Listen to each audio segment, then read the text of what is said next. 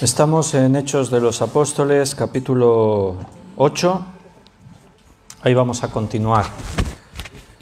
Estamos desde hace ya unas cuantas semanas estudiando Hechos. Es la historia de la Iglesia. Siempre los seres humanos tienen que aprender de su historia. Para eso la estudiamos, para eso miramos atrás. Aprender de los errores, a no volver a cometerlos, de los aciertos. En este caso, al estudiar la historia de la Iglesia, sin duda está llena de aciertos y de errores. Los aciertos es pues esa primera Iglesia fiel a la Escritura, a la Biblia, una Iglesia obediente al Señor y entregada realmente a la voluntad de Dios, parte del grupo como un cuerpo, sentirse miembros los unos de los otros. Vamos a hacer una oración en primer lugar, le pedimos al Señor su dirección y comenzamos este estudio bíblico. Oramos. Padre y Señor nuestro, estamos muy agradecidos de todo lo que tú haces en nuestra vida, agradecidos por la salvación que nos has dado. Por fe creemos en ti, Señor, y por fe también entendemos que somos salvos. Creemos en tu promesa, en tu obra en nuestra vida. Gracias porque Cristo murió en la cruz por nosotros. Y ahora te pedimos que tú, Señor, ayudes a cada uno a entender el mensaje que nos quieras dar. Tu palabra no es un simple libro que nos da conocimiento, tu palabra es viva y es tu palabra. O sea, tú nos hablas de forma personal y como iglesia. Por eso ayúdanos a entender y a oír tu voz. Ayúdanos a comprender, danos sabiduría para explicar lo que es tu voluntad, lo que es la verdad de la Escritura. No venimos con pretensiones ni venimos sujetos a ideas condicionados por corrientes humanas. Venimos dispuestos a escuchar tu voz, sea cual sea. Siguiendo, claro, las reglas de interpretación, ciñéndonos al mensaje que tú dejaste escrito. Por eso quedamos en tus manos, pidiéndote esta tu voluntad. Y lo hacemos en el nombre de nuestro Señor Jesucristo. Amén. Bien, no me he traído la tablet, entonces no veo los comentarios. Si hubiese una pregunta o algo importante, pues Belén misma me lo dice. Un saludo a los hermanos que están en internet, un abrazo para todos. Después por la noche sí me tomo un tiempo para leer cada comentario. Y vamos a continuar en Hechos capítulo 8, ahí en esta parte final de esa experiencia con Simón el Mago, y después vamos a hablar de Felipe, que es llevado a encontrarse con un etíope. Y un abrazo a los que están aquí en el local de cultos. Qué bien que nos podamos reunir en el nombre del Señor. Siempre es hacer cosas con los hermanos, vernos, compartir juntos. Ayer estaba en Reus en una reunión con otros pastores. Hacía, todo este tiempo de pandemia. Nos habíamos visto alguna vez por internet, alguna reunión por internet, pero así en persona, como Consell Evangélic de Cataluña, no nos habíamos visto desde hace muchos meses. Nos habíamos reunido algunos pastores para orar, eso sí, pero ayer como Consell Evangélic pues nos estuvimos reunidos hablando de cosas, orando y tratando temas y esta tarde antes de venir para acá pues he estado conectado con el equipo de Lazos de Familia que estaba conectado con hermanos de Chicago y con hermanos de Phoenix en los Estados Unidos y les he estado dando un devocional. Ellos hacen cada martes una reunión así especial para escuchar algo de la palabra y para orar, y hoy me pidieron que les pudiese compartir un devocional y ahí he estado conociendo a hermanos nuevos y disfrutando, y siempre que podemos estar así reuniéndonos. Ahora hay hermanos conectados de otros lugares del mundo. Se hace realidad lo que la palabra de Dios nos enseña, que la Iglesia Universal de Jesús está en todas partes y nos une un mismo espíritu, nos une un mismo amor. Y hermanos que no nos hemos visto nunca así personalmente, pues nos amamos, oramos los unos por los otros, nos preocupamos, nos edificamos mutuamente, compartimos la palabra. Eso es la iglesia viva del Señor, la iglesia auténtica de Dios. Una iglesia que está más allá de rituales y cosas superficiales, sino es una iglesia que se deja llevar en el Espíritu Santo. Y por eso estamos estudiando Hechos, la historia de la iglesia en sus comienzos. Habíamos visto que Felipe fue llevado a Samaria y allí comenzó a predicar el nombre de Jesucristo, el Evangelio de Cristo. Y comenzaron a creer muchas personas. Ocurrían milagros, había sanidades, personas endemoniadas eran liberadas de los espíritus inmundos. Y había un personaje por allí, un hombre que se le conocía como Simón. Le tenemos el sobrenombre el mago porque dice ahí que tiempo atrás había hecho este arte mágica de, como dice ahí, engañar a la gente, porque ahí lo dice en el texto, que engañaba a la gente. Y Simón el mago escuchó el mensaje que Felipe compartía y dice que creyó y fue bautizado. Y también dice que estaba maravillado de las señales y prodigios que ocurrían a través de la predicación de Felipe. Claro, él había hecho magia, pero trucos, pero ahora estaba viendo poder verdadero y estaba viendo milagros auténticos de verdad. Y no sabía bien de dónde venían, pero cuando dice allí en el versículo que leíamos el otro día, 14, cuando los apóstoles que estaban en Jerusalén oyeron que Samaria había recibido la palabra de Dios, enviaron allá a Pedro y a Juan. Cuando llegaron estos dos apóstoles, Pedro y Juan, dice que oraban por los que habían creído e imponiéndoles las manos, los nuevos creyentes recibían el Espíritu Santo. Entonces, Simón el mago se sorprendió mucho al ver esto, que las personas recibiesen el Espíritu Santo. O sea, no era solamente cosa de uno, Felipe, que tenía un don especial, era cosa de todos. Ahora resulta que todos los cristianos, todos los que venían ahí, oraban por ellos y recibían el Espíritu Santo. Bueno, sin duda Simón todavía no lo había recibido. A veces está esa duda, como planteábamos el otro día. Todo lo que es el proceso de la conversión a veces es complejo, porque ocurre en el Espíritu, no lo vemos con los ojos. O sea, no es que tú tienes un contrato ahí, lo firmas y en el momento que firmaste ya eres salvo, eres hijo de Dios. El que no cree, dice la Biblia, que está enemistado con Dios, o sea, está condenado. El que cree, dice la Biblia, tiene vida eterna. ¿En qué momento uno pasa de ser incrédulo a ser creyente? O mejor dicho, porque creer, se puede creer de diferentes formas. Santiago plantea esa realidad. Incluso llega a decir que también los demonios creen y tiemblan, pero no por eso son salvos. O sea, uno puede creer en Jesucristo de muchas maneras, creer que fue un personaje histórico, creer que fue un hombre importante, creer incluso en términos religiosos, pero una cosa es creer así y otra cosa es creer apropiándote de ello. Creer en cuanto tú haces tuyo lo que se trata en este caso del Evangelio. Y Simón no sabemos en qué punto estaba. Dice que había creído, que había sido bautizado, pero todavía no oraron por él y no recibió el Espíritu Santo. Por eso él tiene esta reacción, versículo 18. Cuando vio Simón que por la imposición de las manos de los apóstoles se daba el Espíritu Santo, les ofreció dinero, diciendo: «Dadme también a mí ese poder, para que cualquiera a quien yo impusiera las manos reciba el Espíritu Santo». Y entonces Pedro le dijo: «Tu dinero perezca contigo, porque has pensado que el don de Dios se obtiene con dinero. No tienes tú parte ni suerte en este asunto, porque tu corazón no es recto delante de Dios». Simón quedó impresionado por esto y quería el Espíritu Santo.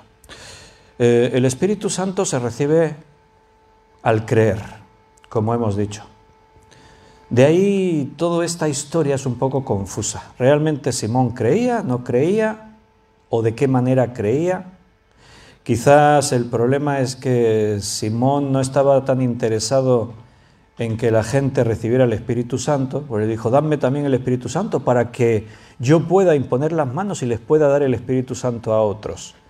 Quizás él estaba más motivado por su vieja vida, el prestigio que él podía adquirir con esto, ese peligro de la exaltación del ego.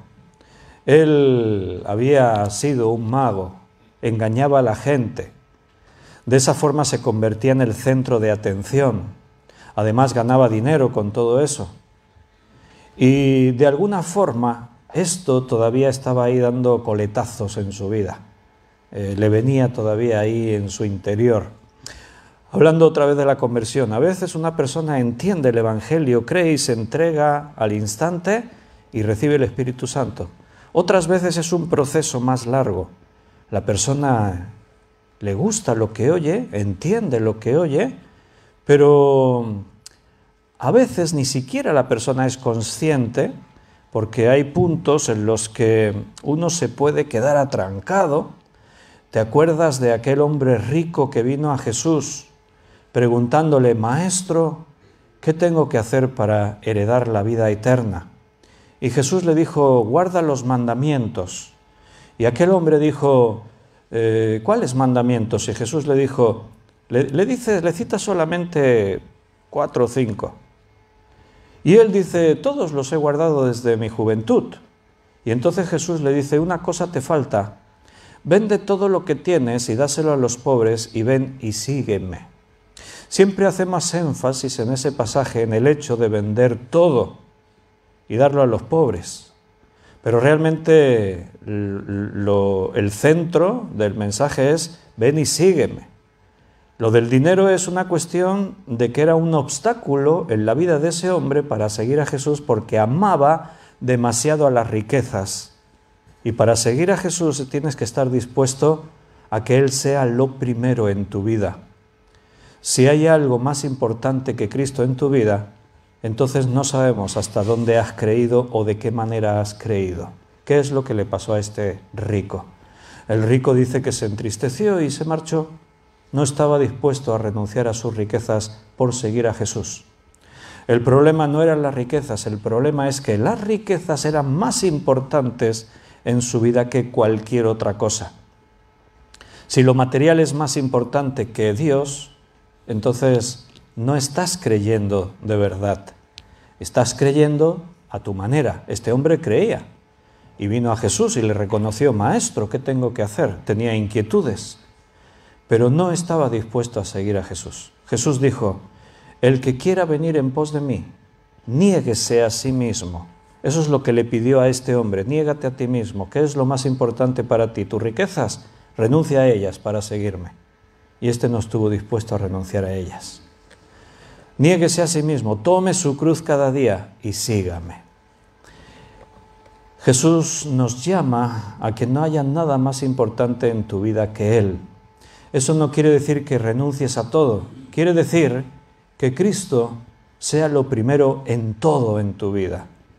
Él sea lo primero en tus relaciones, Él sea lo primero en tu trabajo, Él sea lo primero en tus estudios. Todo lo que tú hagas que tenga a Cristo delante. Entonces tendrás éxito, entonces te irá bien. Simón el mago parece que estaba por ahí. Creía, quizás estaba más llamado a interesarse por los milagros y señales que vio en Felipe, que estaban ocurriendo. Y lo que aquí aprendemos es que los dones espirituales no se compran con dinero. Todo aquello que viene de Dios, todo aquello que Dios nos da, no se puede comprar con dinero. Dios lo da. Si Simón hubiese creído, realmente, quizás está en el proceso, solamente tenía que haber esperado su momento. Y igual que los otros estaban recibiendo el Espíritu Santo, él también lo habría recibido. Aquí hay un problema y es que Simón el mago quiere hacer las cosas a su manera, desde su propia perspectiva, y nosotros tenemos que aprender a hacer las cosas a la manera de Dios. Y tenemos a veces que tener la paciencia, porque el Señor tiene un tiempo para cada cosa, y hay que ir paso a paso, siguiendo al Señor, no poniéndonos por delante del Señor, sino siguiéndole a Él. De este caso aparece como decíamos el martes pasado, aparece una palabra en el diccionario de la Real Academia Española, que es la palabra simonía. La palabra simonía es la pretensión de comprar o vender lo espiritual por medio de bienes materiales. Y eso, como estamos viendo, no se puede hacer. Cuidado con los que piden dinero a cambio de favores espirituales. En la iglesia evangélica hay muchos de esos. Hay muchos apóstoles y profetas de este tiempo que utilizan el púlpito y su posición de liderazgo para enriquecerse a sí mismo. Y piden dinero a cambio de oración, piden dinero a cambio de sanidad, piden dinero y Dios te va a bendecir. Y eso es una herejía, es antibíblico, no es así. Aquí tienes el mejor ejemplo en el libro de Hechos es este. Pedro es muy claro y le dice a Simón, tu dinero perezca contigo. O sea, muérete tú y tu dinero porque el don de Dios no se puede comprar. No puedes adquirir nada de parte de Dios. Mira qué pretensión, comprar el Espíritu Santo con dinero. ¿Qué te parece? El Espíritu Santo es Dios mismo. O sea, ¿tú te crees que puedes comprar a Dios? ¿Tú te crees que puedes comprar el favor de Dios? Que si le das dinero a Dios, entonces Dios sí te va a sanar tu enfermedad. Si tú le das dinero a Dios, entonces sí, el Señor escuchará tus oraciones. Sería como los padres que tienen un hijo, ¿no? Y el hijo pretende pagar el favor que sus padres le hacen. Bueno, si los hijos, todos hemos sido hijos, algunos tenemos hijos, otros todavía no, otros sois abuelos, pero si los hijos tuviésemos que pagar todo lo que nuestros padres nos dieron e hicieron por nosotros, pues imagínate, no tendríamos suficiente para pagar todo lo que se invirtió en nuestras vidas, ¿o no? ¿Y por qué lo hicieron nuestros padres? ¿Esperaban una remuneración? ¿Esperaban que un día les devolviésemos lo que nos dieron? No, por amor, porque son tus hijos. O sea, en ningún momento te cuestionas, es que me estoy gastando el dinero en mis hijos. Nadie piensa en eso. Bueno, siempre hay alguno, claro, por ahí. En este mundo hay de todo. Pero unos padres normales, vamos a decirlo así, evidentemente darán todo lo que tienen por sus hijos y jamás estarán esperando algo a cambio. Eso es amor. Cuando uno ama a alguien lo da todo y no está pensando en si pierde algo o gana algo. Lo damos todo sin medida, porque es el amor. Dios nos da todo porque nos ama. Juan 3:16 dice, de tal manera amó Dios al mundo que ha dado a su Hijo unigénito. Imagínate, de tal manera, fíjate de qué manera dio a su Hijo unigénito, a Jesucristo, para que todo aquel que en Él cree no se pierda, mas tenga vida eterna. Eso es amor. Y como dice el apóstol Pablo, y si nos dio a Jesucristo, ¿cómo no nos va a dar juntamente con Él todas las cosas? El Espíritu Santo es algo que llega a la vida del creyente y que no habría dinero en todo el mundo para poder comprarlo. ¿Qué pretensión la de Simón?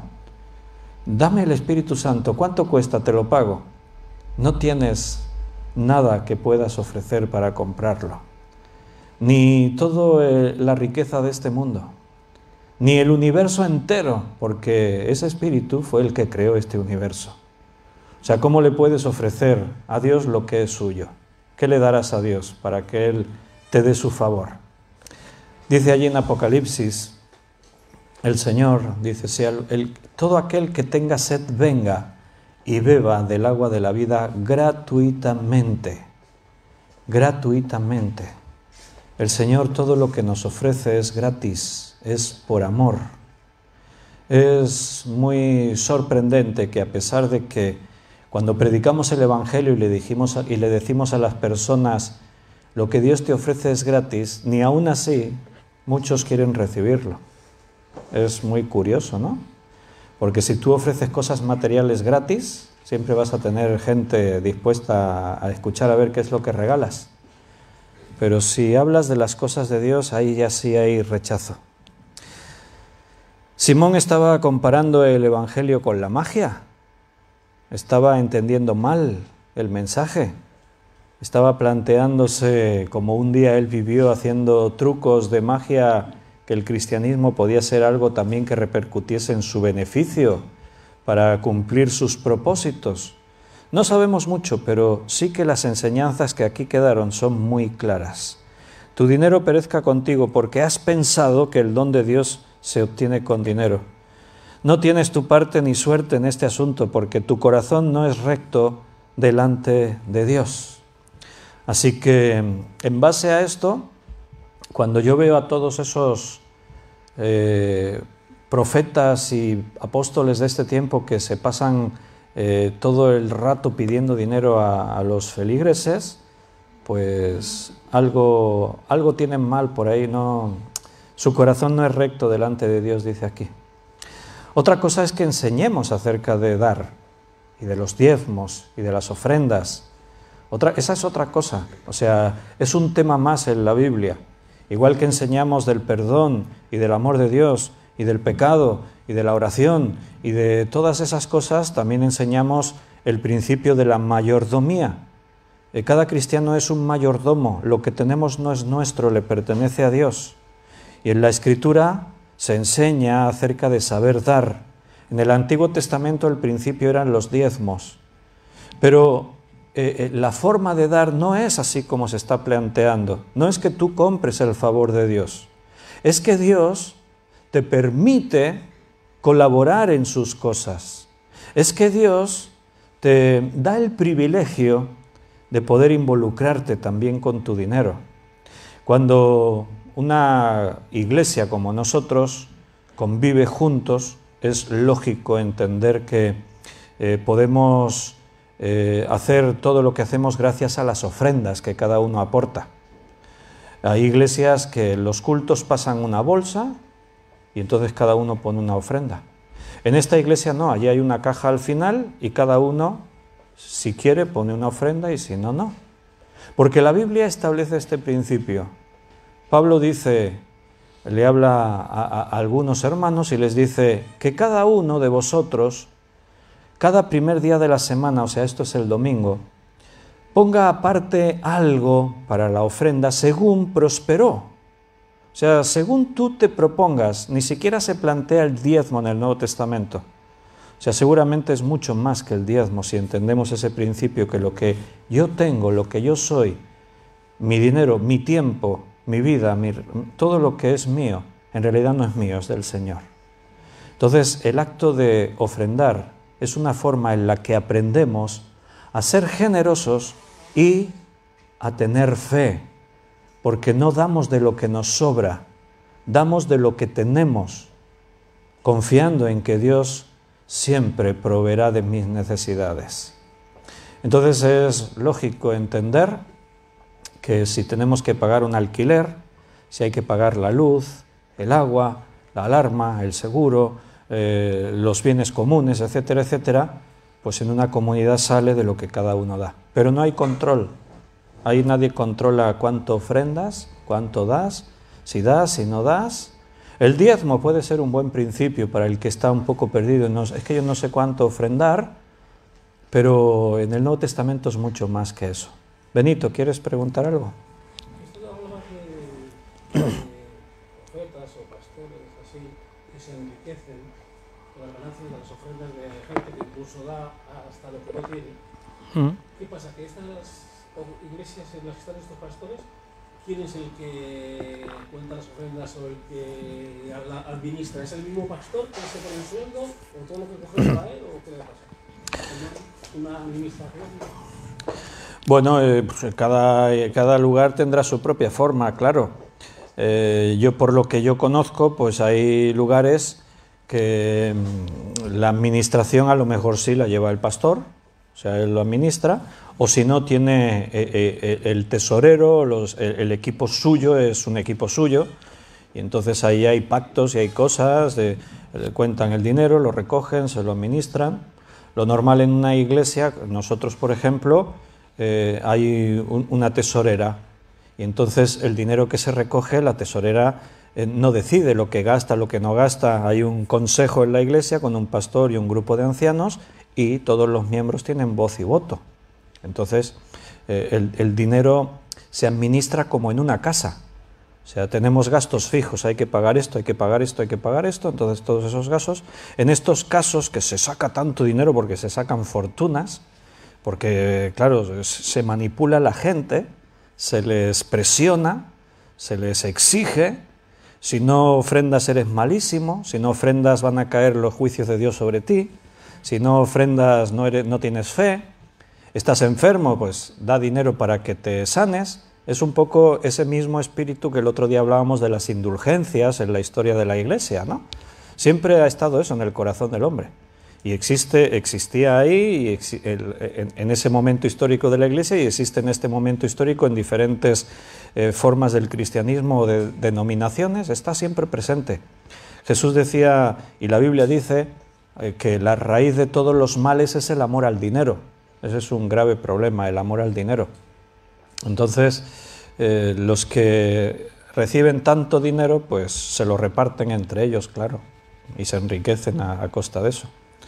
Yo, por ejemplo, puedo plantear a la Iglesia, por ejemplo, ahora llevo días ahí queriendo escribir en el WhatsApp, ¿no?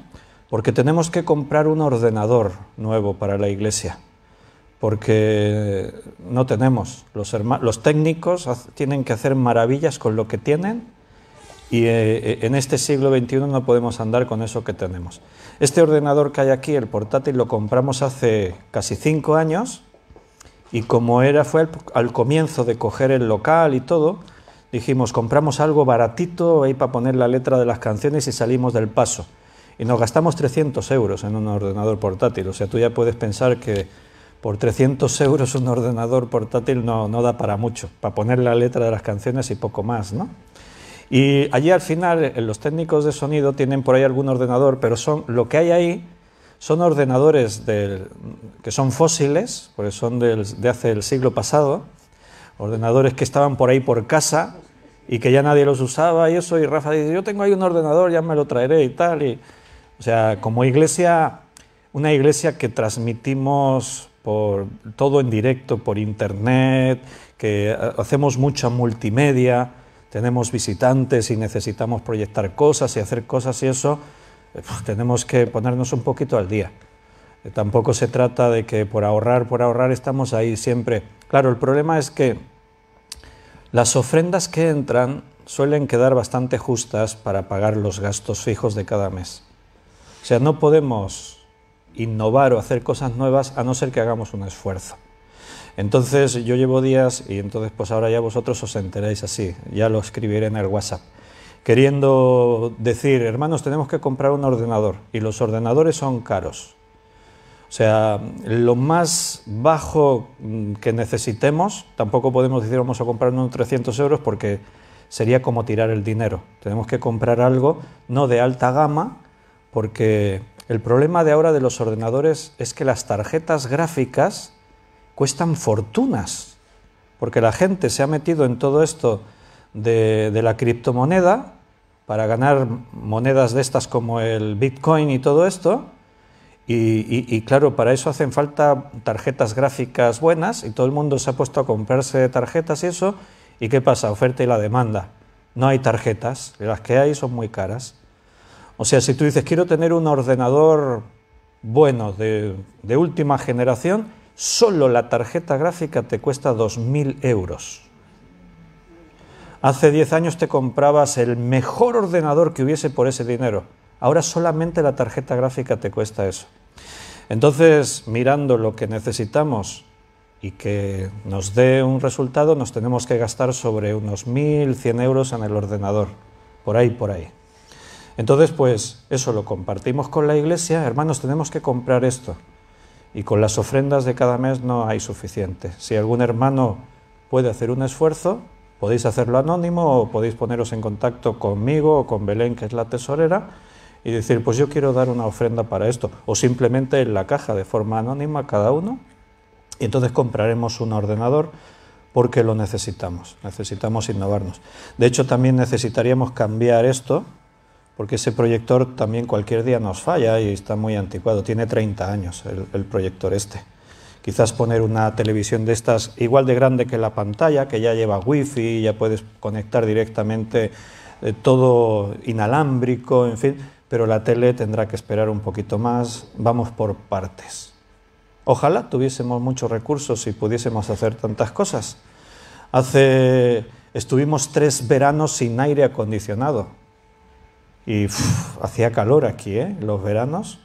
Estábamos rodeados de ventiladores. Los ventiladores eran baratitos, los podíamos poner. Te vas al chino, por 40 euros te compras un ventilador de estos de pie y estábamos aquí llenos de ventiladores, pero tenemos que reconocer que los cultos a veces, cuando esto estaba todo el día caliente del sol y se llenaba esto de gente, nos metíamos aquí a 30 y tantos grados. Nos pusimos, gastamos... cada aire acondicionado de estos cuesta un dinero, porque tienen 5.000 y pico frigorías cada uno para poder refrescar todo esto y los estamos pagando cada mes. Entonces hacemos esos esfuerzos, pero hablarlo así como yo lo estoy hablando y todo es una cosa, creo que es muy natural, ¿no? Pero otra cosa es lo que hacen estos apóstoles y tal, ¿no? Estás enfermo, tienes que dar dinero, pero no des de lo que te sobra. ¿Cuánto piensas darle? ¿Cuánto ganas? Pues dale al Señor, no sé qué. Y cuando se tira en un culto 2 horas así, dale al Señor y dale, porque si no eres un mal cristiano y no tienes fe, y tienes que darle y no sé qué, al final del culto se recoge la ofrenda y se recogen miles de euros. Pero hay manipulación. Y ese dinero va a beneficio de 2 o 3 que son los que manejan todo el cotarro ese. Eso es lo malo. Como dijo Antonio el otro día, sí. habla de esto de pedir, la virtud de no dar, ¿no? Creo que dijo algo de esto. Pero ya que habéis tocado este tema, a mí me gustaría saber si puede, hasta dónde se pueda. Concretamente, esta iglesia, dijéramos, que se financia de la forma que usted lo ha dicho. Sí. Que se pagan todos ustedes. Pero fuera de aquí, dijéramos, fuera de aquí, ¿se financia con la sede central de todo esto? ¿Se financia en nuestro país, en otro...? Sí. ¿Qué es lo que quieres sí. saber? Ángeles pregunta, para los de internet que igual no lo han escuchado, que yo ya he explicado un poquito cómo nos financiamos, pero si las iglesias evangélicas se financian de otra forma, si hay una sede central o algo así. No, las iglesias evangélicas, por norma general, tienen una autofinanciación. Las iglesias suelen ser independientes en este término, más allá de que sí que hay, por ejemplo, denominaciones que pueden tener una administración central, sobre todo en obras nuevas que comienzan o en casos especiales de que necesitamos hacer una reforma, hay que gastar una cantidad importante de dinero. ¿Pero hay una jerarquía? No, entonces ahí está eso, ¿no? De que, por ejemplo, si esta iglesia pertenece a una denominación, pues necesitas una ayuda, hablando con según quién a lo mejor puedes recibir esa ayuda. Pero por norma general las iglesias se autofinancian, o sea, las ofrendas de los miembros de la iglesia es lo que hacen que la iglesia funcione. No tenemos, la iglesia evangélica nunca ha tenido ningún tipo de ayuda desde los organismos oficiales, o sea, no, así como en el catolicismo romano siempre hubo ayudas o se financió, o incluso en la declaración de la renta tú puedes decidir aportar un porcentaje para la iglesia. En el caso de las iglesias evangélicas o de otras iglesias, de otras religiones, no ocurre así. Cada religión tiene que autofinanciarse. Claro, a veces es un poco injusto porque según la Constitución española este es un Estado laico y no tendría que favorecerse a unos más que a otros, ni tendría que tener unos más obligaciones que otras. Por ejemplo, ayer en la reunión que tenía con los pastores en Reus se considera que la ciudad de Reus es la ciudad más difícil de España y seguramente de Cataluña y seguramente de toda España en cuanto a los rigurosos que son a la hora de aplicar la normativa para los centros de culto evangélicos. porque cuesta muchísimo legalizar una iglesia en Reus. Toman el reglamento demasiado, o sea, es cuando el reglamento ya es duro y tú todavía lo interpretas para que sea más duro todavía. Y ese es el problema que tiene Reus, y las iglesias están pensando, tenemos que hacer algo. La normativa dice que si tú quieres poner una iglesia dentro del núcleo urbano, no puede tener más de 100 metros cuadrados la iglesia. Entonces, claro, esta, por ejemplo, no podría estar en el centro de Reus. Aquí tenemos más de 100 metros cuadrados. O sea, solamente se permiten iglesias pequeñitas, pero los grandes templos católicos sí están. Y hay locales de ocio con muchos más metros. Entonces, ¿por qué a las iglesias evangélicas se les pone este límite?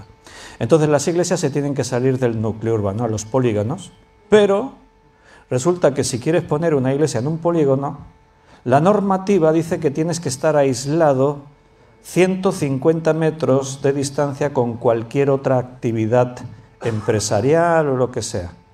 Y en ningún polígono encuentras algo así. Las naves que se alquilan están normalmente pared con otras empresas. Y en el caso de que esté aislada 150 metros, no existe eso, no hay. Entonces, se violan los derechos constitucionales en los que la Constitución española, en el artículo 16, se habla del derecho a culto y de que las autoridades tienen que facilitar ese derecho al culto, de que las personas tienen que tener cerca de donde viven esos lugares para poder asistir y no tener límites. En fin, la Constitución española dice una cosa y en la práctica las reglamentaciones en los ayuntamientos es otra. Entonces, eso es un problema. Ahí en Reus había una iglesia que hace un poquito antes de la pandemia la cerraron, y era una iglesia que tenía todos los permisos. Hicieron obras, pidieron los permisos al ayuntamiento, el ayuntamiento les dio los permisos. Se gastaron 80.000 euros. Y en un momento dado, no sabemos bien por qué, quizás alguien denunció, quizás se quejaron del ruido, no sé por qué, pero entonces la policía intervino, el ayuntamiento intervino, y con la reglamentación en la mano, ellos estaban en una nave y al lado había otra nave con otra actividad. Y según el reglamento no puedes tener una iglesia si a tu lado hay otra actividad empresarial, laboral, de empresa, de lo que sea. Así que, no, y los horarios no coinciden, porque los cultos evangélicos son el domingo por la mañana y el polígono a esas horas no hay fábricas trabajando. Entonces el ayuntamiento les dio 10 días para dejar el local. Si no les precintaban y lo que tuvieran dentro se quedaba todo ahí. 10 días le dieron. Y se tuvieron que salir y ahora pues están reuniéndose en otro sitio que se buscaron. O sea, es un poco absurdo. ¿Y era evangelista esta iglesia? Sí, una iglesia evangélica igual. Porque se ponen mezquitas y se ponen esto y sin embargo se les facilita mucha... Sí, el ayuntamiento de Reus parece que son muy rigurosos a la hora de la reglamentación. En Reus hay como 20 iglesias evangélicas. Solamente 3 iglesias están registradas con todo lo legal. Gracias a Dios aquí en Valls no es igual, porque aquí cuando cogimos este local hablamos con el ayuntamiento, de palabra nos dijeron que no había problema, solo que este espacio está dentro de un PERI municipal, en el que si hay que hacer obras y eso no depende del ayuntamiento, sino de la Diputación, o sea, de la Generalitat. Tienes que ir a Tarragona a pedir los permisos. Pero en principio, si no tienes que hacer obras mayores, no hay problema. Y cuando hemos hecho trámites para legalizar todo, el arquitecto lo primero que dijo que, vale, nos lo dijeron de palabra, pero nos lo tienen que certificar por escrito. Pedimos un certificado de aprovechamiento al ayuntamiento y nos contestaron, tenemos el certificado donde dice que no hay problema, que podemos tener ahí la iglesia, o sea, no hay ningún problema. Gracias a Dios, pues en Valls no es así tan restrictivo, porque los hermanos de Reus están amargados, ahí no pueden hacer nada, porque si quieren hacer obras no pueden, porque no les darán permiso, no están ahí muchos funcionando como asociaciones culturales, en fin, es toda una historia. Pero la pregunta venía a esto, de cómo se financian las iglesias y tal, pues siempre así, de forma particular. Los hermanos sienten de forma anónima la carga de decir, pues yo doy tanto, yo no doy tanto. O sea, no se controla a nadie. Hay iglesias evangélicas que sí se controla, también hay que decirlo. Dentro del mundo evangélico la cosa es que, como cada iglesia es en gran parte autónoma, no dependes de un organismo que te dicte, pues cada iglesia se administra de una manera y eso tiene beneficios, pero también tiene inconvenientes. Entonces, esto que usted hablaba de estos pastores que están exigiendo lo que no pueden y tal, ¿están fuera de España? ¿No están aquí esta gente de este lado? Están por todas partes. Hay en España, hay fuera de España, hay en todas partes. Hay, claro, bajo el paraguas de iglesia evangélica se mete mucha gente que no son ni siquiera cristianos. Y ves muchas cosas raras. Porque, claro, es una manera de tener tu propio grupo religioso. Yo soy evangélico. Las iglesias evangélicas tienen un organismo oficial que es la FEREDE, Federación de Entidades Evangélicas de España. Ese es el organismo que delante del gobierno del Estado español, a través de ese organismo tratamos todas nuestras cuestiones legales. O sea, cuando nosotros nos registramos, nosotros estamos registrados en el Ministerio de Justicia y tenemos un número. Todo eso lo gestionamos a través de FEREDE. FEREDE son los que dan la cara delante del gobierno y los que están amparando todas las iglesias evangélicas. Para pertenecer a FEREDE hay que cumplir unos requisitos. Una de las cosas es una declaración de fe, unos estatutos. Por ejemplo, los adventistas del séptimo día están en FEREDE, pero no tienen derecho a voto ni a participar. ¿Por qué? Porque no tendrían que estar, porque los adventistas del séptimo día se consideran dentro de lo que hablaríamos más como una secta que como una religión protestante. O sea, que no es lo mismo que ustedes. No, los adventistas del séptimo día no. Entonces, están en FEREDE porque hubo por ahí históricamente, años atrás, hubo una especie de algo que pasó ahí raro, de unos acuerdos y tal, y se metieron. Pero digo esto porque no todos pueden entrar en FEREDE. Los mormones, por ejemplo, no están en FEREDE. Y hay iglesias que si pidieran entrar cuando se les pide su confesión de fe, la confesión de fe tiene que ser en común. Por ejemplo, si hablamos de que nosotros guardamos el sábado en vez del domingo, FEREDE no tiene problema en eso. O sea, son cuestiones que al final tienen que ver con la liturgia. Nosotros en vez del culto hacerlo así, lo hacemos así. Bueno, no pasa nada. Ahora, si yo, por ejemplo, niego que Jesucristo sea Dios, niego la Trinidad, entonces yo no puedo estar en FEREDE, porque es un rasgo en común de las iglesias evangélicas. Creemos en el Dios de la Biblia, tenemos la palabra de Dios como única autoridad. Por ejemplo, en Reus hay una iglesia que se llama Solo Cristo. Hay una iglesia así, que está por otros lugares. Suena bien, ¿no? Solo Cristo. Bueno, solo Cristo porque niegan al Padre y niegan al Espíritu Santo. O sea, para ellos solo Cristo. Entonces esa iglesia no puede estar en FEREDE, porque nuestro Dios es un Dios trino. Dios Padre, Dios Hijo, Dios Espíritu Santo. Porque vais con estos estatutos y se tienen que Claro. cumplir, ¿no? Entonces eso es a nivel legal, pero a nivel administrativo, todo, pues cada iglesia es autónoma. La figura de... Eso sí, hay iglesias sanas y hay iglesias que pueden tener cosas raras. Las iglesias sanas tenemos comunión, nos relacionamos, convivimos, ayudamos a ellos nos ayudan a nosotros, participamos. O sea, ahora en el mes, a final del mes de agosto, nosotros y algunos más que ya se han apuntado, y podéis apuntaros quien querráis, nos vamos a la línea de la Concepción, a Cádiz, allí bien lejos, lo más lejos que podíamos.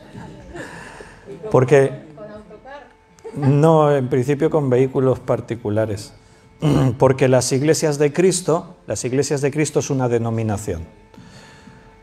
Hacen un congreso cada año, el congreso anual de las iglesias de Cristo, lo hacían, estos 2 últimos años hemos ido a Asturias y este año no pudo ser en Asturias, nos vamos a la Línea de la Concepción, en Cádiz. Entonces, nosotros no somos de esa denominación de las iglesias de Cristo, pero nosotros vamos y participamos. O sea, los 2 últimos años yo he dirigido la alabanza y he compartido la palabra. Este año ya me han adjudicado una conferencia y voy a dirigir la alabanza. Entonces, eso es lo que son las iglesias evangélicas. Tenemos denominaciones, cada uno se administra a sí mismo, pero nos sentimos parte todos los unos de los otros. Nos apoyamos, nos ayudamos, tenemos relación. Esas iglesias que yo digo son sanas, son del Señor, iglesias verdaderas del Señor, ¿no? Porque en todas las religiones pasa eso, hay gente auténtica y hay mucha falsedad, intereses egoístas y de avaricia y todo eso. Entonces ahí estamos, colaborando unos con los otros. No tiene nada que ver con esto que decía usted de Cristo Rey o Cristo... No, solo Cristo no. Solo Cristo, no tiene nada. Las iglesias de Cristo es una denominación, se pusieron ese nombre. Hay otras iglesias que se pusieron el nombre Ríos de Vida. Hay otra denominación que se pusieron la Iglesia Cuadrangular. Igual a alguno le suena raro, pero lo de cuadrangular es por 4 principios: Biblia, Espíritu Santo, oración, no sé qué. Entonces, se identifican como una denominación, vamos a decir, una familia evangélica, bajo una denominación así, pero las denominaciones no tienen que ser un obstáculo para la comunión. O sea, las grandes denominaciones evangélicas siempre han sido bautistas, diríamos los más conservadores ortodoxos, que estaríamos hablando del luteranismo y cosas así, los carismáticos, Iglesia Pentecostal, son las grandes. En los Estados Unidos, por ejemplo, la Convención Bautista es una denominación que tiene no sé, a 100 y pico millones de cristianos bajo su paraguas, son miles de iglesias, ¿no? Hay elecciones que hay presidentes de los Estados Unidos que han ganado porque la Convención Bautista del Sur se ha puesto del parte de un candidato de otro y entonces ganan las elecciones. Pero yo creía que la sede de esto que ustedes tienen, yo creía que estaba en Estados Unidos y que allí... No, somos autónomos. Por eso somos tan pobres, porque tenemos que sobrevivir con lo que tenemos nosotros. Puede ser que haya iglesias de otros países que sostengan a misioneros aquí en España o puedan sostener algunas iglesias, apoyarlas más que sostenerlas, apoyarlas, pero en principio no. Igualmente en la Valle Nueva había otras iglesias que apoyaban al señor Manuel. Sí, hay pastores que son sostenidos por misiones, por otras iglesias. Sí. Germán, quería. Yo sé que los testigos de Jehová tienen sede ahí en Estados Unidos. Sí. Los testigos de Jehová sí que tienen una jerarquía. Todos los salones del reino de los testigos de Jehová están bajo la misma cobertura. La jerarquía está en Brooklyn, en los Estados Unidos, allá en Nueva York, y todo el dinero que se recoge de todos los salones del reino del mundo lo administran desde allí. Se tienen una forma de administrar ya muy concreta. O sea, sí que de lo que se recoge, y ahí sí que se exige el diezmo, por ejemplo, y también que cada miembro trabaje en beneficio de la organización vendiendo libros, Biblias, etc. Entonces ahí se recoge mucho dinero. Yo en la prensa alguna vez he leído, en La Vanguardia leí una vez, un año, que hablaban del superávit que los testigos de Jehová habían tenido no sé cuántas decenas de miles de millones de dólares. O sea, ahí sí que es una riqueza inmensa lo que ahí se maneja, porque por la forma. O sea, todo lo que venden lo fabrican ellos. O sea, la mano de obra es muy barata porque los que trabajan en las fábricas, imprentas, etcétera, son testigos de Jehová, a los que se le da una cantidad básica para sobrevivir y trabajan prácticamente gratis. Y el trabajo de vender es gratis porque cada testigo de Jehová no cobra. Se entrega la labor para vender, ya sabéis que son muy persistentes y ahora cambiaron un poquito el estilo, pero eso de ir puerta por puerta a todo el mundo lo conocía. Y venían y te ofrecían, y si le abrías tu puerta, te vendían la traducción al Nuevo Mundo y te vendían la revista Despertar o la Atalaya y libros que ya tienen, etcétera, etcétera, ¿no? Siempre hemos tratado de ser muy cuidadosos con el tema económico, porque de seguida pueden salir confusiones, dudas, siempre puede haber críticas, y las iglesias evangélicas sanas, repito, intentamos ser muy transparentes en todo ese tema. El tema económico tiene que ser total transparencia. Aquí el libro de ingresos y salidas de la iglesia está a disposición de cualquiera que lo quiera mirar. De hecho, pues no hay nada, nunca ha habido nada que ocultar porque no manejamos demasiado dinero. Lo justo que entra es lo que sale para los gastos, que dicho sea de paso, no tendría que ser así. Tendríamos que ser más generosos. Tendríamos que tener una mayor capacidad de dar, porque el corazón del cristiano es un corazón que da. Entonces, el Señor establece ese principio. Si a mí me preocupa que la iglesia no ofrende suficiente, no es por el dinero que se recoge, es por la salud espiritual de la iglesia. Porque las ofrendas, al final, son, como en otras cosas, como un parámetro para ver dónde estamos espiritualmente. Igual que si la gente no va a las reuniones, o no llevan vidas de oración, o no tienen hambre por estudiar la palabra de Dios, las ofrendas también son siempre una preocupación para el pastor. Si la iglesia no ofrenda es porque están más preocupados en cubrir sus gastos, en enriquecerse, que la confianza que tenemos que tener. Al final a nadie nos sobra nada. Es más, muchos llegan a fin de mes justo siempre, y a algunos hasta le falta. El gesto de ofrendar es un sacrificio, porque estamos dando no de lo que nos sobra, sino de lo que tenemos. Pero precisamente por eso el gesto de ofrendar es, por un lado, lo que dije antes, demostrar que entiendo y creo que lo que tengo no es mío, es tuyo, es de Dios. Y por otra parte es un gesto de confianza. Yo decido o confío en lo que tengo y yo me lo administro, o digo, Señor, mira, de lo que tengo no me sobra, pero ahí yo doy, porque sé que Él me va a dar más a mí.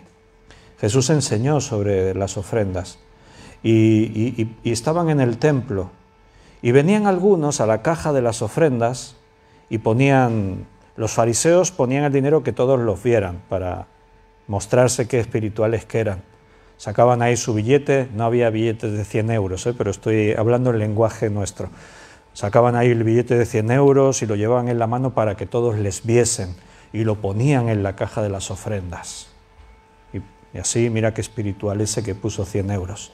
Y dice que había una viuda que se acercó y Jesús y los discípulos estaban observando. Y se acercó una viuda y sacó una moneda de 10 céntimos y la puso en la caja de las ofrendas. Se oyó clan, clan, clan en la caja. Aquí pusimos una esponjita para que no se oiga lo que ponen las monedas. Y se oyó ahí la moneda. Y Jesús le preguntó a los discípulos, ¿quién de estos dos ha ofrendado más? Y claro, el que puso 100 euros, la otra ha puesto chatarra. Y Jesús dijo, no, el que puso 100 euros puso de lo que le sobraba. Y esta mujer puso lo único que tenía, no tenía nada más. Ese es el corazón del creyente. O sea, el creyente dice, Señor, creo lo que tú dices en tu palabra. Jesús dijo, no os afanéis, ¿por qué comeréis? ¿Por qué vestiréis? Vuestro Padre que está en los cielos sabe de qué cosas tenéis necesidad. Y añadió, mirad las aves del cielo que no se afanan, no trabajan, y vuestro Padre que está en los cielos les da de comer. O los lirios del campo, no se afanan por ganar el dinero para vestirse, ni aun Salomón se vistió con el esplendor que tienen ellos. O sea, ¿no valéis vosotros mucho más que los pájaros del cielo, que las flores del campo? Pero claro, Dios trata con nosotros y nos pone a prueba.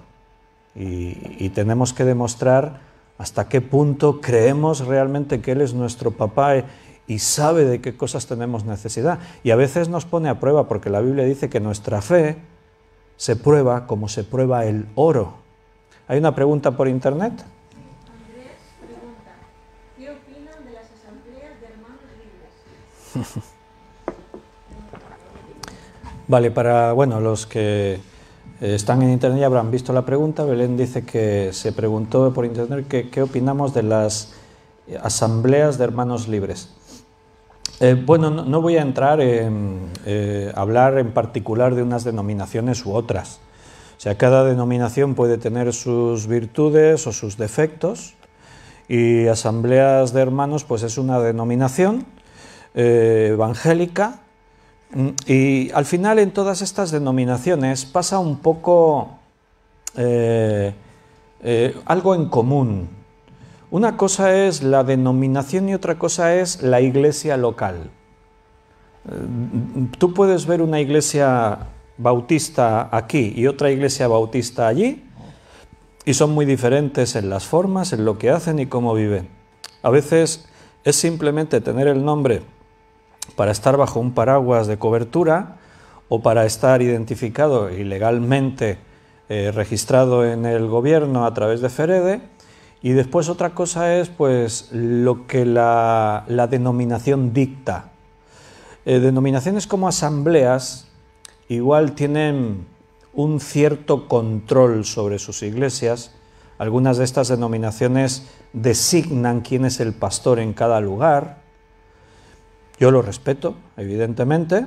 Eso puede tener beneficios y puede tener inconvenientes, porque a veces en casos así se impone a alguien como pastor en un lugar porque simplemente salió del seminario y tiene unos estudios, pero según la Biblia el pastorado es un ministerio que lo da Cristo, y es la iglesia la que tiene que reconocer.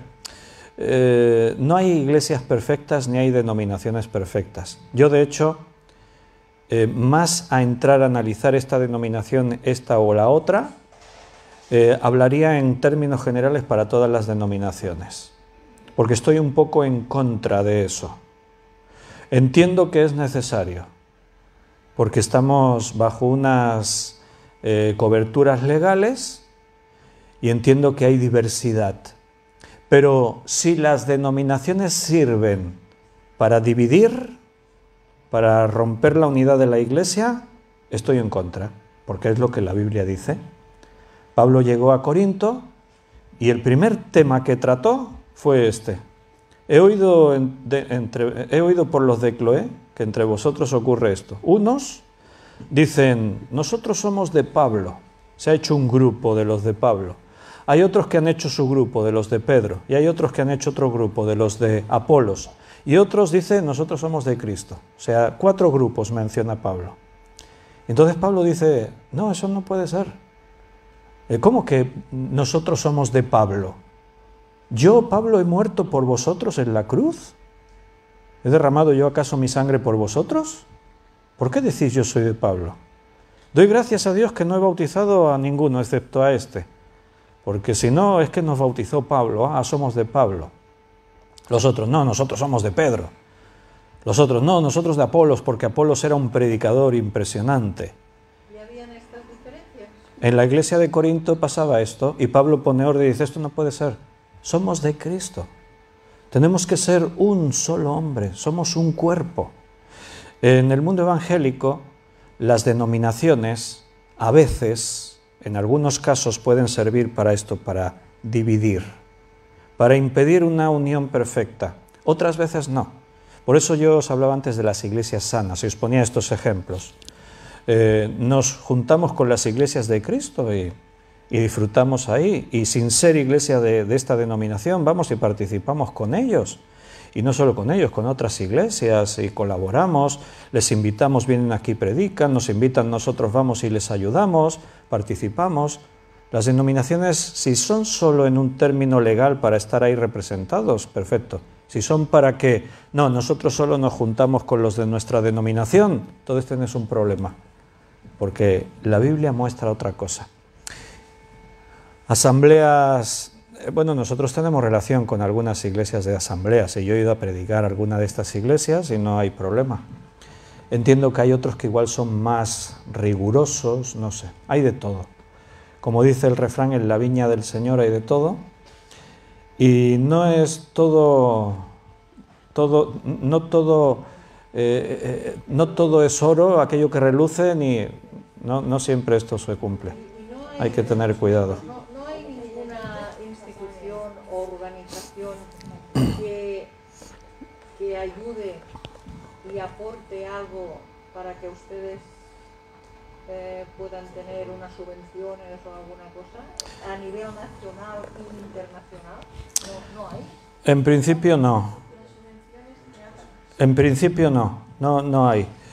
A veces puede haber algunas cosas, puede haber alguna ayuda pública de algún organismo oficial, puede haber, pero a veces es que preferimos ni siquiera pedirlas ni recurrir a ellas porque te quieren condicionar. O sea, en principio no hay, vamos a hablar así. Para cosas puntuales se podría a lo mejor buscar algún tipo de ayuda, para cosas puntuales. ¿Para que pudiéramos estar más actuales en muchas cosas? No, para la administración tiene que ser algo propio de la Iglesia. Ningún organismo oficial nos apoya en eso. Digo, para cosas así, por ejemplo, hay iglesias evangélicas que trabajan con el banco de alimentos. O sea, nosotros podíamos pedir, pues, trabajar con el banco de alimentos. En Reus hay 2 iglesias que tienen banco de alimentos. Hoy recibía una iglesia 3 toneladas de alimentos para repartir, pero te ponen condiciones. O sea, todas las personas que vienen a buscar alimentos no les puedes hablar de la Biblia, de Jesucristo, no les puedes predicar el Evangelio. Prohibido. Entonces yo no comparto eso. ¿Por qué? Porque somos una iglesia. Predicamos a Cristo. Hablamos de Cristo. O sea, cuando Cristo daba de comer al hambriento y cuando sanaba al enfermo, le decía, cree, ten fe en Dios. Porque si no, el mismo Jesús dijo de qué le servirá al hombre si gana a todo el mundo y pierde su alma. Yo creo que el principal problema del ser humano no es que pase hambre, el principal problema del ser humano es que esté separado de Dios, porque según la Biblia el que no tiene a Cristo está condenado. Entonces, Dios es un Dios de misericordia y Jesús se compadecía de los necesitados y los ayudaba. Pero ¿por qué no le puedo dar comida a una persona y a la vez compartirle mi fe? Bueno, ahí, claro, el gobierno es laico, entonces te acusa de proselitismo. Es que hacéis proselitismo, es que intentáis convencer a la gente para que venga. Entonces, como la iglesia es la iglesia, a veces no podemos mezclar iglesia y Estado. Jesús dijo, a César lo que es de César y a Dios lo que es de Dios, porque a veces esas mezclas rompen los principios por los cuales nosotros nos movemos. Y repito, y al final, subvenciones oficiales prácticamente nulas. Puntualmente puede ser en algo, de que haya algún organismo que le puedas pedir una ayuda, pero vaya, básicamente no. Al contrario, tenemos que pagar nuestros impuestos, tenemos que, cualquier cosa que requerimos de los organismos oficiales hay que pagarlo, o sea, no tenemos ningún tipo de beneficio. Pero bueno, que para nosotros no es un problema, o sea, nuestra confianza y dependencia es totalmente del Señor, y el hecho de que yo pueda participar con mi dinero, con lo que es mío, participar en las cosas de Dios, para mí es un privilegio. Que Dios dice en su palabra que nos ha hecho sus colaboradores, y que yo entiendo que lo que tengo, y os puedo asegurar que cuando tú tienes esa mentalidad de generosidad para las cosas de Dios, jamás Dios te va a desamparar. Vas a tener lo que necesites. Porque Dios no necesita mi dinero. Él es el Señor de todo. Pero Dios me da el privilegio de participar de lo que yo tengo, de lo poco que yo tengo en sus cosas. Y eso es un privilegio. Bueno, es un tema que siempre da preguntas y que hablar, porque el tema de la economía, el dinero, todo eso, vivimos en un mundo en el que necesitamos el dinero para todo. Cualquier cosa, si no tienes dinero, no puedes hacerlo, y necesitamos dinero para comer, para vestir, para la educación, para vivir, para todo. La Iglesia no es menos, necesitamos dinero para todo eso, pero tenemos una dependencia total del Señor. El Señor sabe nuestras necesidades. Y siempre con ese criterio, no podemos dejarnos llevar por la codicia, por el amor al dinero. Siempre el dinero es algo goloso. Si yo ahora me pongo a regalar aquí billetes de euros, ¿quién diría, no, yo no quiero, a mí no me des? No, hombre, si te van, es mejor dar que recibir, dice la palabra. La mente del hombre es al revés, es mejor recibir que dar. La Biblia dice, más bienaventurado es dar que recibir. Porque si das es porque tienes y Dios te va a bendecir mucho más. Entonces ese es el principio. Y como os decía, siempre con mucha prudencia, con mucha transparencia, porque ¿sabes cuál es el problema? Que cuando en televisión un día muestran a una de estas iglesias que derrochan en riquezas y el pastor vive en riquezas y todo, la gente dice, ah, mira, los de ahí de la calle de la Candela son evangélicos también, como estos que vimos en la tele. Bueno, pues que vengan a mi casa y vean. Había un documental que hablaba de pastores allí en los Estados Unidos, ¿no? Y salían ahí los pastores. En cada documental salían 2 o 3 pastores allí. Iban con sus Ferraris, con sus Hammers. Su garaje era impresionante. Tenían Rolls Royce, tenían Lamborghinis, tenían de todo allí en su garaje. Y sus casas, la grifería de oro, todos sus trajes, su ropa, todo de dineral, un dineral, sus Rolex de 12.000 euros, un derroche. Y ahí estaban mostrando esos documentales, ¿no?, por televisión. Y después la gente pues dice, no, claro, es que en estos sitios solo te piden dinero. Yo no voy a la iglesia evangélica porque ahí te piden dinero, nada más llegar. ¿Te hemos pedido dinero, Ángels? No. Esta conversación hoy me sorprende. Sí. Le quería hablar en tema personal, precisamente, sí. cómo se financia y cómo tal, pero... Aquí no le pedimos dinero a nadie. Al contrario, si vemos a alguien que viene que está un poco así, una de las cosas que la iglesia tiene es un fondo de ayuda. De las mismas ofrendas se aparta un dinero para personas que tengan necesidad dentro de la iglesia o cualquiera que pudiésemos enterarnos que tiene una necesidad y se le proveerán alimentos o vestido o ayuda en la que se pueda, dentro de nuestra limitación, porque no, ya repito, no tenemos muchos recursos, pero lo que tenemos lo compartimos y con orgullo, pensando, gracias Señor, porque nos permites poder participar en ayudar a otros, en sostener lo que nos une y Dios siempre nos da recursos y Dios mueve hilos. Y si tenemos más, hacemos más, y si tenemos menos, pues hacemos menos, pero nos conformamos con cualquier cosa, porque la iglesia le pertenece al Señor. Bien, dice en el versículo 22, arrepiéntete pues de esta tu maldad y ruega a Dios si quizá te sea perdonado el pensamiento de tu corazón. Esa es la cuestión, arrepiéntete, eso es lo fundamental. No puedes comprar el don de Dios. Las cosas de Dios no se compran con dinero. Lo que tienes que hacer es arrepentirte. Cree en el Señor. Arrepiéntete de tus pecados. Entonces, lo que Dios te dé será gratis. No puedes comprar nada de lo que viene de Dios. ¿Creyó Simón? Bueno, en el versículo 13 dice también creyó Simón mismo y habiéndose bautizado. Y en el versículo 21 dice, no tienes tu parte ni suerte en este asunto porque tu corazón no es recto delante de Dios. Parece que la cosa está ahí como dudosa, pero es lo que yo antes os decía. A veces no todas las conversiones son iguales. Hace falta un proceso y a veces hace falta tiempo para cambiar tu forma de pensar.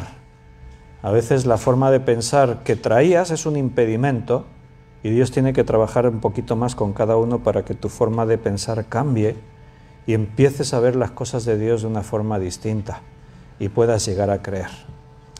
Lo vamos a dejar aquí porque se nos ha hecho la hora y así ahora comenzaríamos una sección nueva que sería Felipe y el etíope y eso lo vamos a dejar ya para el martes que viene. Hablar de Felipe y el etíope será una enseñanza nueva.